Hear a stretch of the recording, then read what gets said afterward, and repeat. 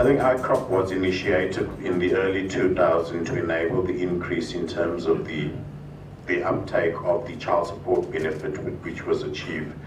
Then it was expanded to become an institutionalized program service in SASSA, rendering social assistance and social services to excluded and isolated individuals.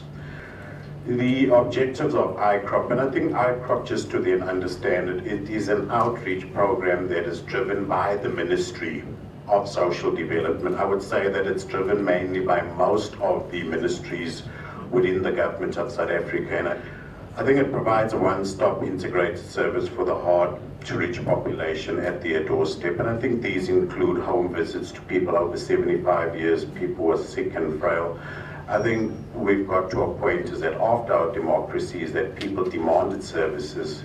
SASSA is a changing organization within the last 7 years, and I think the citizens in themselves are asking for an improved service, and I think they're demanding that service. Hence, it puts a lot of pressure on the administration and on the officials itself.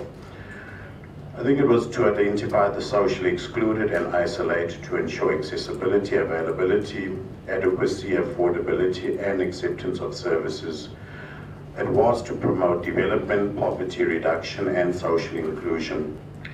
These are just a description of the ICROP services. You would probably note, I'll explain it to detail. There's a truck on the top, and I think it's just no ordinary truck. It is a truck that can access one of the most terrain areas where normal cars cannot go. The truck in itself is equipped with all the necessary ICT equipment, including administrative capabilities to be able to perform any service that is required to be performed as in a normal office which contains brick and mortar, but in this case is that the truck can be sent to anywhere where services are required. I think some of the lessons that have been learned is that scope the terrain of the isolated areas to avoid encountering the very problem seeking to be addressed, namely inaccessibility because vehicles are too large and roads are too narrow.